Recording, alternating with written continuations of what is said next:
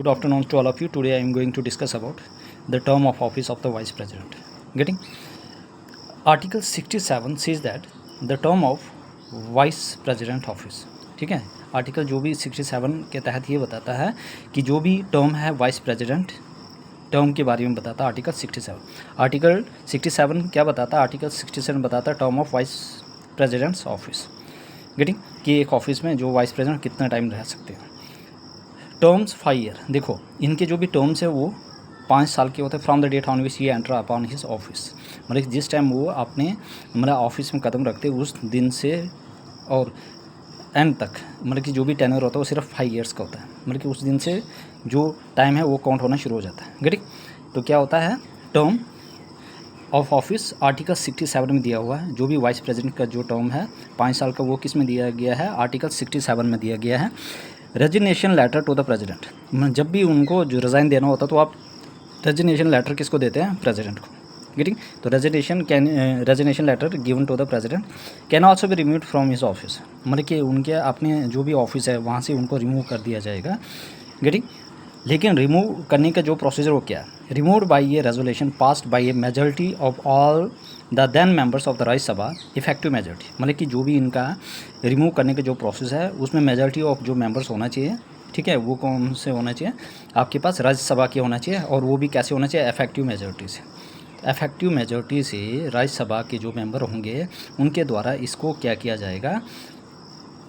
Remove किया जाएगा। तो remove by a resolution passed by majority of all then the member of the Rajya Sabha. अगर जो भी रेजोल्यूशन है वो पास होंगे मेजॉरिटी ऑफ राज्यसभा के मेंबर, और वो भी कैसे होना चाहिए? Effective majority. तो जो हमारे पास वाइस प्रेसिडेंट है, how he can be remove, इनको किस तरह से रिमूव किया जाता है? By the majority resolution passed by the majority of the Rajya Sabha member. ठीक है, और वो भी कौन सी मेजॉरिटी? Effective majority. याद रखना, this thing is very important. कौन से मेजॉरिटी से उनको रिमूव किया जाता है? Effective majority. Agree to by the Lok Sabha simple majority. हाँ, अगर लोकसभा में ये चीज़ें जाती है तो वहाँ पे एग्री, वो सिर्फ उनको एग्री करना चाहिए। और वो भी कैसे होना चाहिए? Simple majority. सिंपल मेजॉरिटी से लोकसभा के मेंबर एग्री होना चाहिए। ठीक है, तो लोकसभा में जाएगा लेकिन वहाँ पे सिंपल मेजॉरिटी से जो भी मेंबर है वो एग्री करना चाहिए। Resolution can be introduce only in Rajya Sabha. जो भी रेजोल्यूशन है वो कहाँ पे इंट्रोड्यूस होंगे? सिर्फ राज्यसभा में। ठीक है, तो resolution can be introduce on ये राज्यसभा। तो इनको रिमूव करने का प्रोसीजर क्या है? जो भी रेजोल्यूशन है वो मेजॉरिटी में पास होना चाहिए राज्यसभा में की मेंबर में, और उसके बाद वो इफेक्टिव मेजॉरिटी से पास होना चाहिए। गेटिंग सेकंड, मतलब कि जो भी लोकसभा के जो मेंबर हैं वो सिंपल मेजॉरिटी से एग्री होना चाहिए। Getting resolution can be introduce only Rajya Sabha. जो भी रेजोल्यूशन है वो सिर्फ राज्यसभा में इंट्रोड्यूस होना चाहिए। सच रेजोल्यूशन मूड ऑनली आफ्टर ये 14 डेज़ नोटिस। अब ये भी जो रेजोल्यूशन है वो कितने डेज़ का उसको नोटिस दिया जाता है? 14 डेज़ का। ठीक है, such resolution moved only after 14 days notice, मतलब 14 दिन का उसको नोटिस दिया जाता है वाइस प्रेसिडेंट को। No ground it mention in the, और कॉन्स्टिट्यूशन में इसका कोई भी प्रावधान नहीं लिखा है। ठीक है, नो ग्राउंड, मतलब कॉन्स्टिट्यूशन में ये चीज़ें रिमूवल का कोई भी प्रोसीजर नहीं लिखा है। Getting I hope everybody clear this important point. Getting अब है आर्टिकल 68। आर्टिकल 68 क्या बोलता है? Vacancy in the vice president office, मतलब कि वाइस प्रेसिडेंट ऑफिस का जो भी वैकेंसी है वो कौन से आर्टिकल में आता है? आर्टिकल 68। आर्टिकल 68 में क्या बताता है? टर्म किस में आता है? आर्टिकल 67 में। वैकेंसी किस में आती है? आर्टिकल 68 में। ठीक है, vacancy in the vice president office on the expiry of his term of 5 year, मतलब कि उनके जो भी एक्सपायरी टर्म होते कितने साल की होते हैं? 5 साल की। या तो 5 साल के जब टर्म उनका ख़त्म हो जाता है, या बाई रेजिग्नेशन, या वो रेजिग्नेशन देते हैं प्रेसिडेंट को, या ऑन रिमूवल या डेथ की वजह से। Otherwise when he becomes disqualified to hold office or when his election is declared void, या उनको डिस्क्वालीफाई किया जाता है ऑफिस से, या उनका जो भी इलेक्शन है उसको वाइड डिक्लेयर किया जाता है। गेटिंग इस वजह से वो क्या कर सकते हैं? वो ऑफिस वैकेंट हो सकता है। गेटिंग न्यू इलेक्शन, अगर ऐसी चीज़ें होती है तो जल्दी ही इलेक्शन करवाना पड़ेगा। और उसके बाद क्या होगा? New elected vice president remain in office for full 5 year, और जो भी नया इलेक्टेड वाइस प्रेसिडेंट है वो ऑफिस में रहेगा कितने साल के लिए? 5 साल के लिए। The new elected vice president remains in office for full 5 years. जो न्यू इलेक्टेड वाइस प्रेसिडेंट है वो ऑफिस में रहेंगे कितने साल के लिए? जो भी नए वाइस प्रेसिडेंट आएंगे वो कितने साल के रहेंगे ऑफिस में? 5 साल के लिए। तो आर्टिकल 68 में 67 में टर्म दिया है। गेटिंग 67 में क्या दिया? टर्म दिया है। ठीक है, और vacancy in the president office on the expiry of his tenure of 5 year by resignation letter होता है, on removal by death, otherwise when he become disqualified to hold office or when his election is declare void, या उनका जो भी election होता है वो उसको क्या किया जाता है, डिक्लेयर वाइड किया जाता है। Election as soon as possible, new vice president remain in office for full 5 years। अब पावर ऑफ फंक्शन क्या है, act has the ex officio chairman of the Rajya Sabha, मतलब कि पावर ऑफ फंक्शन क्या है, ये एक्स ऑफिशियो चेयरमैन है किसके, राज्यसभा के। कौन से आर्टिकल में आता है, आर्टिकल 64 ये कहता है कि जो वाइस प्रेसिडेंट है वह एक्स ऑफिशियो चेयरमैन होना चाहिए किसके, राज्यसभा के। Same powers and function as speaker in, जैसे मतलब कि स्पीकर का जो पावर ऑफ फंक्शन होता है किसमें, लोकसभा में, वैसे ही जो वाइस प्रेसिडेंट है उनका फंक्शन होता है राज्यसभा में, ठीक है, as a ex officio chairman होता है Rajya Sabha. Who is the ex officio chairman of the Rajya Sabha, that is vice president. कौन से आर्टिकल में दिया हुआ है, आर्टिकल 16(4) के तहत जो वाइस प्रेसिडेंट है वो एक्स ऑफिशियो चेयरमैन है किसके, राज्यसभा के, और सेम पावर एंड फंक्शन होता है जैसे ही लोकसभा के वो स्पीकर होते हैं, आर्टिकल, ठीक है, 64 में ये एक्स ऑफिशियो चेयरमैन दिया हुआ है राज्यसभा का। In a way resembles American vice president who act as a chairman of the senate, और इन इसी सिमिलर तरीके से मतलब कि जो अमेरिकन जो वाइस प्रेसिडेंट है वो भी इनके साथ मतलब कि उनके कुछ भी सिमिलर रिजम्बल मतलब कि मिलता जुलता है, ठीक है, और वो एक्ट करता है as a senate, chairman of the senate, याद रखना। Ex officio chairman of the Rajya Sabha vice president, और जो अमेरिका है वो रिजम्बल करते हैं इंडिया के वाइस प्रेसिडेंट से as a chairman of the senate, ठीक है। तो इन दिस वे इसी तरीके से जो रिजम्बल अमेरिकन वाइस प्रेसिडेंट हुआ act as a chairman of the senate. I hope everybody clear this important details of the vice president of India. Getting next, act as a president during vacancy in president office. देखो ये president act करता है जब president के office में vacancy होती है, या वैकेंसी जब उनके जो भी सीट वो खाली होती है उस टाइम वो एज ए प्रेसिडेंट एक्ट कर सकते हैं। सिर्फ कितने टाइम के लिए, for the tenure of 6 months, only for a maximum period of 6, मतलब 6 month के लिए अगर प्रेसिडेंट के वैकेंसी है तो वह एक्ट कर सकते हैं एज ए प्रेसिडेंट सिर्फ 6 month के लिए। उसके बाद जल्दी ही इलेक्शन करवाया जाएगा, एक नया प्रेसिडेंट वाइस प्रेसिडेंट, एक नया ही प्रेसिडेंट आएगा वहाँ पे, ठीक। वो आपने जो भी ऑक्यूपाई है वो सीट वो डिस्चार्ज करेगा अपना फंक्शन। नया जो भी वाइस प्रेसिडेंट नया जो भी हमारे पास प्रेसिडेंट आएंगे इलेक्शन के बाद, इनडायरेक्ट इलेक्शन के बाद, through proportional representation by single transfer of vote या through electoral college by indirect election, तो उसके बाद जो भी नया प्रेसिडेंट आएगा तो वो अपना जो भी ड्यूटीज़ है वो डिस्चार्ज करेंगे, ठीक। तो in case of president illness, ये कब होता है, जब अगर बीमार हो जाते हैं हमारे पास प्रेसिडेंट साहब, एब्सेंस मतलब कि उनके गैर हाजिरी पर, ठीक है, एब्सेंस हो जाती है, या एनी अदर कॉज, या और भी कोई कारण हो सकते हैं, बीमार हो सकते हैं, मतलब कि गैर हाजिर हो सकते हैं, या अदर भी कॉज हो सकते हैं। Vice president discharge the function, और उस टाइम जो भी फंक्शन है वो कौन डिस्चार्ज करते हैं, कौन परफॉर्म करते हैं, vice president, getting. I hope everybody clear. When acting as vice president does not perform the duty of the office of the chairman of Rajya Sabha. हाँ, जिस टाइम वो एज ए मतलब कि जैसे प्रेसिडेंट नहीं है, ठीक है, वो या तो बीमार है, या तो एब्सेंस है, या तो और कॉज हो सकते हैं, उस टाइम जो हमारे पास वाइस प्रेसिडेंट वो एक्ट करेंगे एज ए प्रेसिडेंट, लेकिन उस टाइम वो एज ए क्या फंक्शन परफॉर्म नहीं कर सकेंगे, ठीक है। उस टाइम वाइस प्रेसिडेंट का परफॉर्म मतलब चेयरमैन ऑफ द राज्यसभा उस टाइम वो वाली ड्यूटी परफॉर्म नहीं कर पाएंगे। जिस टाइम वाइस प्रेसिडेंट एक्ट करेगा एज ए प्रेसिडेंट, उस टाइम वो चेयरमैन ऑफ द राज्यसभा की ड्यूटी को परफॉर्म नहीं कर पाएंगे उस ऑफिस में, याद रखना। When the vice president act as a president at that particular moment of time, the vice president doesn't perform their duties as the chairman ex officio chairman of the Rajya Sabha. ये याद रखना, वो कब होगा, जब वो वाइस प्रेसिडेंट होंगे और प्रेसिडेंट के एज ए एक्टिंग प्रेसिडेंट नहीं होंगे, उस टाइम वो कर सकते हैं। अगर वो एक्टिंग एज ए प्रेसिडेंट होंगे, अगर प्रेसिडेंट बीमार है या अदर कॉजेज है या एब्सेंस है, उस टाइम वो राज्यसभा के चेयरमैन एक्ट नहीं कर सकते और वो ड्यूटी परफॉर्म नहीं कर सकते। This are the very important key points. अब एक condition of vice president office. अब वाइस प्रेसिडेंट ऑफिस की क्या क्या कंडीशंस है, ठीक है।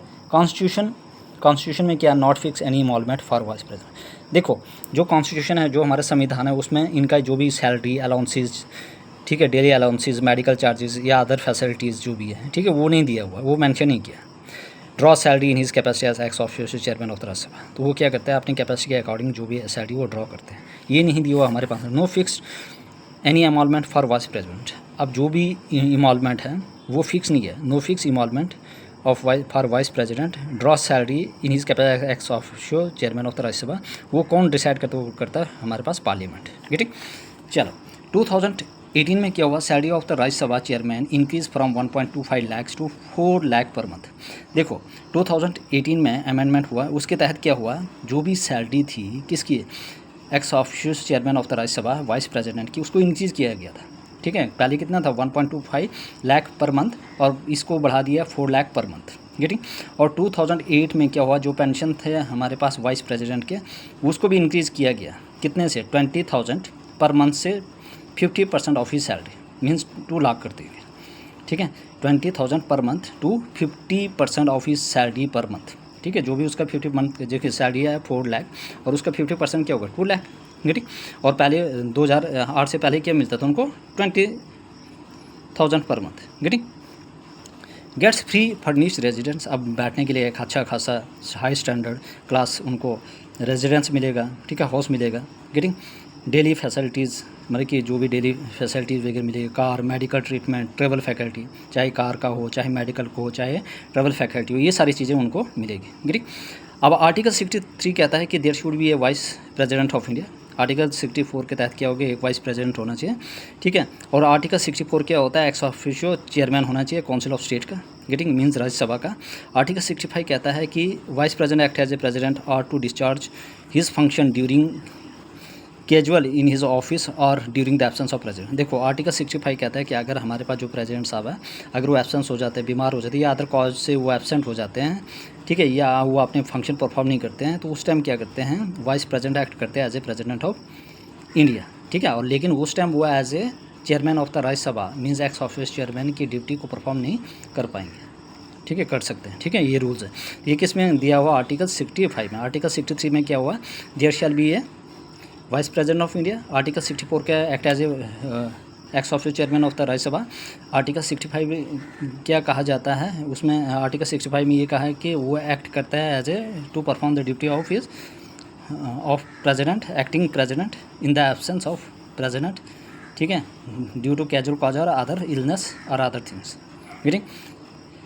Discharge the function during this vacancy in the office or during the absence of this. Getting? Next, Indian vice president versus American vice president क्या है? ठीक है, देखो Indian vice president on the other hand does not assume the office of president when it falls vacant for a unexpired period term. जो Indian vice president है वो क्या नहीं कर सकते हैं? वो ऑफिस डिस्चार्ज फंक्शन नहीं कर सकते हैं, जो भी काम है उसको एज्यूम नहीं कर सकते हैं of the president when he for vacant for unexpired period term. मतलब कि जो भी टर्म है वो अनएक्सपायर्ड हो गया है, उस टाइम वो परफॉर्म नहीं कर पाएंगे। वो तभी करेंगे अगर वो एब्सेंस है, मतलब कि वो इलनेस है या कोई और कॉज है। ठीक है, तो 6 मंथ के अंदर इलेक्शन कराना पड़ेगा, तब तक वो डिस्चार्ज कर सकता है। अगर हाँ एक्सपायर्ड टर्म से भी अलग है, ठीक है, तो उस टाइम वो vice president as a president act नहीं कर सकते हैं। Getting? He merely serve as an acting president until the new president has charge. वो क्या कर सकते हैं? सिर्फ एज ए एक्टिंग प्रेसिडेंट का चार्ज मतलब कि निभा सकते हैं जब तक नया प्रेसिडेंट नहीं आते हैं। ठीक है, लेकिन अनएक्सपायर्ड डेट हो जाती है तो उस टाइम वो परफॉर्म नहीं कर पाएंगे। ठीक है, और वो कब करेंगे? जब हमारे पास जो प्रेसिडेंट साहब है या बीमार है या इलनेस है या एब्सेंस है या अदर कोई कॉजेज है, उस टाइम कर सकते हैं, अदरवाइज नहीं कर सकते। The American vice president succeed to the presidency when it falls vacant and remain. देखो जो अमेरिकन वाइस प्रेसिडेंट है, अगर वो ऑफिस वैकेंट है या किसी वजह से जो वैकेंट रहा है, तो जो वाइस प्रेसिडेंट है वो एज ए प्रेसिडेंट एक्ट कर सकते हैं अमेरिका में। President for unexpired term of the predecessor. वहाँ पे क्या होता है कि इंडिया में अनएक्सपायर्ड टर्म होते तो उस टाइम वाइस प्रेसिडेंट एक्ट नहीं कर पाते। ठीक है, लेकिन अमेरिका में अगर अनएक्सपायर्ड टर्म भी हो जाता है उस टाइम भी वो फंक्शन परफॉर्म कर सकते हैं। ये डिफरेंस है वेरी इंपॉर्टेंट। गेटिंग? इंडिया में अनएक्सपायर्ड टर्म हो जाती है जिस टाइम, तो हमारे वाइस प्रेसिडेंट वो एज ए प्रेसिडेंट एक्ट नहीं कर सकते। हमारी इंडिया के वाइस प्रेसिडेंट एक्ट कब करेंगे? जब वो बीमार होंगे, अगर वो एब्सेंस होंगे या अदर कॉजेज होंगे उस टाइम कर। लेकिन अनएक्सपायर्ड टर्म होगी तो उस टाइम वो परफॉर्म नहीं कर पाएंगे एज ए प्रेसिडेंट। गेटिंग? लेकिन अमेरिका में कर पाएंगे। आर्टिकल 60 से देखो, आर्टिकल 63 में क्या था? There shall be a vice president of India. Article 64 में क्या हो गया? Ex official chairman of the Rajya Sabha. ठीक है, वाइस प्रेसिडेंट। ठीक है, 65 में क्या था कि जो हमारे पास वाइस प्रेसिडेंट है वो एक्ट कर सकते हैं to perform the duties of the president. ठीक है, व्हेन ही वाज एब्सेंट।